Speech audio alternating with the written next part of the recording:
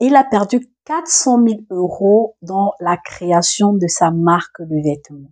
Lorsqu'on entend ce chiffre-là, lorsqu'on entend ça, on se demande, waouh, qu'est-ce qui s'est passé? Qu'est-ce qu'il a fait? Comment est-ce qu'il a fait pour arriver dans cette situation-là? Je vais vous en parler justement dans cette vidéo. Et j'espère que cela va vous permettre également de vous faire une idée et d'éviter de tomber dans ce piège-là. Alors, salut les amis, je suis Sonia. Sur cette chaîne, on parle santé, entrepreneuriat, développement personnel et également business. Si tu es nouveau ou nouvelle sur cette chaîne, alors n'hésite pas à t'abonner si l'un de ces thèmes t'intéresse et active la cloche de notification pour ne manquer aucune vidéo. Également, vous faites partie de notre communauté. Alors, pour revenir sur le vif du sujet, je vais vous parler justement de cet entrepreneur-là qui a créé sa marque de vêtements Bat Mode Paris. C'est un jeune entrepreneur qui s'est levé comme beaucoup d'entre nous et qui a l'idée de créer sa marque de vêtements. Alors, qu'est-ce qu'il a fait? Il a créé une tonne de vêtements parce qu'il avait misé justement sur sa stratégie marketing. Sa stratégie marketing consistait en quoi? Consistait à payer des influenceurs pour parler de sa marque. Et il se disait justement qu'il devait avoir un retour d'investissement. Naturellement, il a payé plusieurs types d'investisseurs. Ce qui est intéressant dans l'histoire, c'est qu'il y a des influenceurs qu'il a payés à plus de 40 000 €. Il y a des influenceurs qu'il a payés à 7 000 €, allant jusqu'à plus de 30 000 €. Lorsqu'on entend ça, on se dit, waouh, comment quelqu'un peut faire un truc pareil? Mais il n'est pas le seul. Il y a beaucoup de personnes, lorsqu'ils sont sûrs de leur projet, lorsqu'ils sont sûrs de la qualité de leur produit, lorsqu'ils veulent avoir un certain type de résultat, ils sont obligés de mettre le paquet dans la publicité.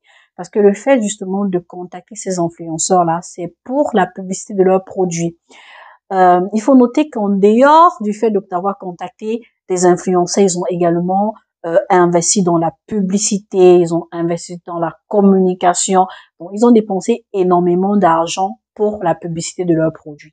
Donc, lorsque tu te poses la question de savoir pourquoi est-ce qu'il a fait un choix pareil, naturellement, tu te dis, voilà, c'est ce qu'il a un produit de qualité, c'est ce qu'il a un produit qui est exceptionnel, c'est ce qu'il a un produit qui a été bien travaillé, bien traité, parce qu'on ne peut pas dépenser autant d'argent dans la publicité lorsqu'on n'a pas un bon produit. Là, c'est une erreur à ne pas faire.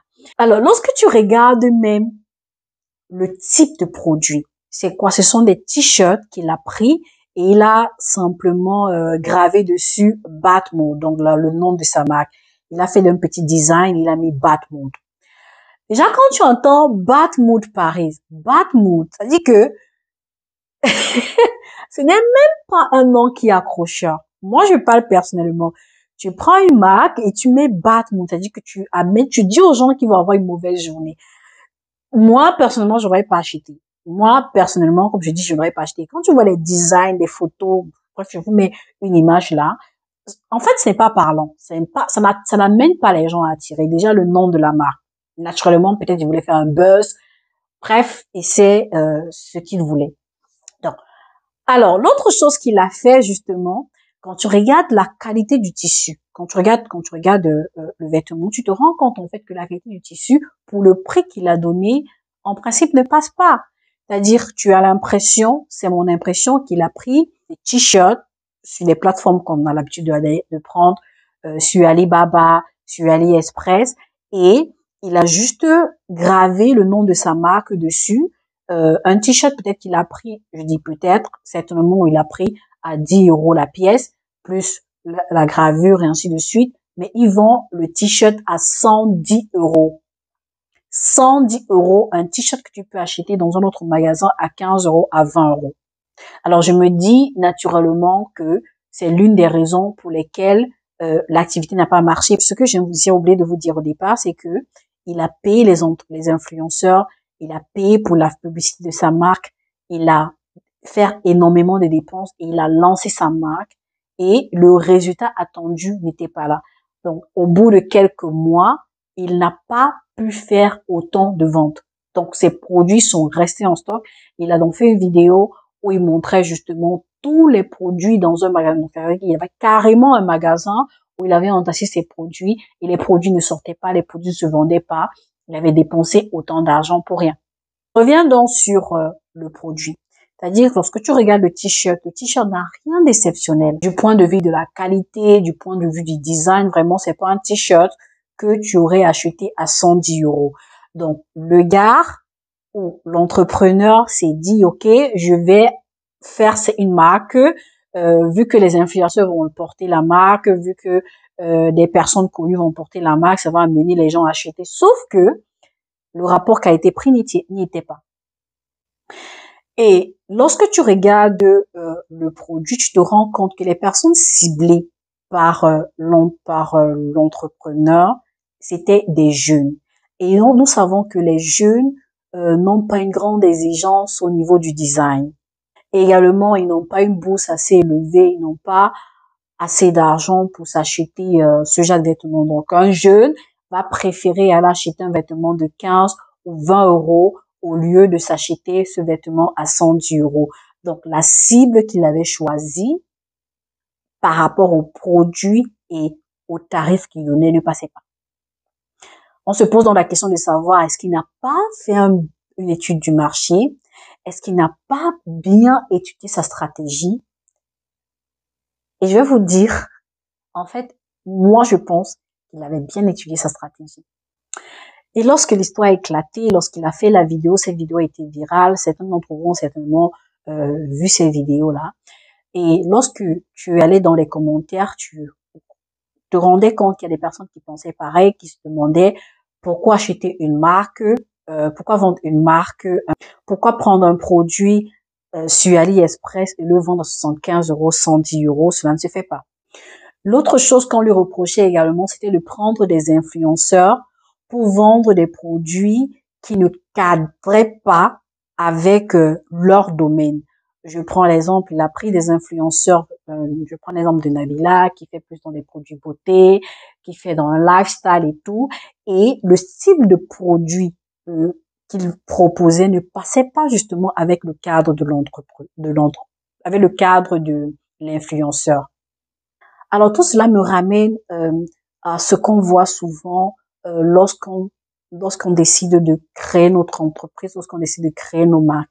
J'ai également des personnes qui m'ont contacté et qui ont voulu créer leur marque de vêtements de provenance de Turquie. Et lorsque j'ai changé avec eux, je me rendais compte qu'ils ont fait ou bien qu'ils étaient prêts à faire les mêmes erreurs que je vais citer, les mêmes erreurs que j'ai détectées dans l'histoire, dans le marketing de cet entrepreneur.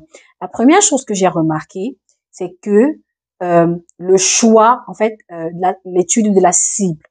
Comme je l'ai dit tout à l'heure, il prend des vêtements, il prend des t-shirts qu'il vend à plus de 110 euros et la cible, ce sont des jeunes. Vous voyez déjà que la cible n'a pas été, selon moi, bien faite. Il n'a pas bien étudié sa cible. C'est important lorsque tu décides de créer ta marque, de faire une étude de marché, de définir ton client cible, de définir ton client potentiel, ce qu'on appelle ton client avatar. Tu dois savoir où est-ce qu'il se trouve, quelles sont ses attentes, quelles sont les choses qu'il aime, quelle est sa bourse. Donc c'est vraiment des choses et il y a beaucoup d'autres éléments que tu dois pouvoir définir pour pouvoir connaître exactement ta cible. Lorsque tu vends un produit à la mauvaise cible, il y a de grandes chances que tu tombes. Il y a de grandes chances que tu ne réussisses pas. La deuxième chose que j'ai remarqué dans cette histoire, c'est les dépenses dans la publicité. Les amis, parfois, c'est pas, il y a des publicités, il y a des influenceurs qui ne vont rien t'apporter. Je leur ai dit, lorsque tu crées ta marque et que tu prends des influenceurs pour parler de ta marque, il y a des influenceurs qui ne vont rien t'apporter. Pourquoi? Parce que le domaine de prédilection de ces influenceurs-là, les personnes qui suivent ces influenceurs, ta cible ne se trouve pas dans ces personnes-là. Je vais prendre un exemple. Tu décides par exemple de vendre des produits, prenons des produits hommes. Je prends un exemple. Tu décides de vendre des rasoirs, là, hommes. Et tu vas chercher comme influenceur une personne comme Muriel Blanche. Ça ne passe pas. Ça ne passe pas. En général, les personnes qui suivent Muriel Blanche ne sont pas des jeunes hommes qui ont besoin de se tondre. Je prends un exemple banal comme ça. Donc, si tu veux vendre, par exemple, des appareils, là, des rasoirs, tu vas donc chercher une jante masculine, par exemple. Donc, lorsque tu décides de te lancer, de prendre des influenceurs, tu dois également regarder l'influenceur qui passe avec ta cible. Tu dois choisir l'influenceur qui travaille dans un domaine dans lequel se trouve ton client cible ou ton potentiel client. Maintenant, lorsque j'étudie également cette histoire, j'ai une autre vision également de la chose. Je me dis, au contraire, c'était là sa stratégie marketing. Je m'explique. Il a fait une vidéo où il a dit à tout le monde, où il a montré comment il a perdu plus de 400 000 euros, comment est-ce que les produits étaient restés en entrepôt, comment est-ce qu'il a payé des influenceurs à des sommes énormes justement pour pouvoir parler de son produit, pouvoir vendre son produit, et ça n'a pas marché. Et maintenant, le voilà, il se retrouve avec des produits dans son magasin qui ne sortent pas, il a perdu énormément d'argent. Et je me dis qu'il a joué sur la sensibilité, sur l'empathie des personnes. Il a profité du bad buzz pour pouvoir se faire de l'argent. Pourquoi? Parce qu'après, qu'est-ce qu'il dit? Il dit, OK, je vais solder. Il faut donc que des produits sortent. Il faut donc que ces produits sortent, donc je vais les solder. Du coup, les produits qu'il vendait à 115 euros, il les a vendus. Il a fait près de 110% de réduction. Il a fait les 50% de réduction. Donc, il va prendre un produit de 115 euros, il va vendre à 50 euros. Et c'est comme ça que les gens vont acheter. C'est comme ça que les gens vont acheter. On va dire, oh, il fait des réductions. Au contraire, je dis, ça c'est mon interprétation, les amis. Donc, ne me prêtez pas. Je parle, c'est mon interprétation, c'est mon point de vue. Du coup, je me dis, ben, il s'est fait une très bonne activité. Parce qu'admettons qu'il avait acheté le produit à 10 euros. Ajoutons toutes les dépenses et tout, ça lui fait 20 euros. Et finalement, il vend ce produit à 50 euros. Mon frère, il a 100% de bénéfice. 100% de bénéfice. Il s'est fait un gros bénéfice. Donc, moi, je pense que sa stratégie marketing, en fait, c'était pas de payer les influenceurs pour vendre ses produits. Après, si ça marchait, c'était bien. Mais il savait indirectement que ça n'allait pas marcher. Et il s'est dit, OK, si ça ne marche pas, je vais utiliser ces stratégies-là. Ou l'autre chose également, c'est justement ce que je veux vous faire, ce que je veux que vous reteniez. Je veux pas que vous reteniez qu'il faut utiliser le bad mood pour lancer son business. Après, c'est chacun qui définit sa stratégie marketing. Mais moi, je ne vous conseillerais pas d'utiliser les bad mood, pardon, pas les bad mood, les bad buzz comme stratégie marketing, parce qu'après, ça nous revient toujours, ça retombe toujours sur nous. Moi, c'est ce que je pense. Maintenant, donc, ce que je voulais vous faire retenir, c'est quoi? C'est que l'autre chose, c'est qu'il a profité de cette opportunité, c'est-à-dire, il a profité de cet échec-là. Il a fait de cet échec une opportunité. Comme on dit souvent, il a pris du citron pour faire son jus. Je m'explique. Lorsqu'il s'est rendu compte justement que son activité est tombée, voilà, il n'a rien, il n'a pas fait de vente, et il a fait sa vidéo, il s'est rendu compte que les personnes étaient intéressées. Il s'est rendu compte que la vidéo a fait un buzz pas possible. Et il s'est dit, comment est-ce que je vais faire pour vendre mes produits? Je vais donc utiliser cette visibilité que cette vidéo m'a donnée.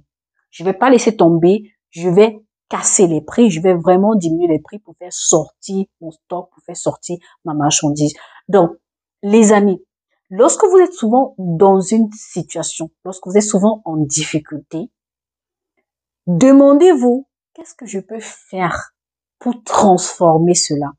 Qu'est-ce que je peux faire pour améliorer quelle est la stratégie que je peux utiliser pour faire de cette mauvaise nouvelle ou bien de faire de cet échec une réussite. Donc, c'est peut-être ce qu'il a fait, c'est peut-être la stratégie qu'il a utilisée.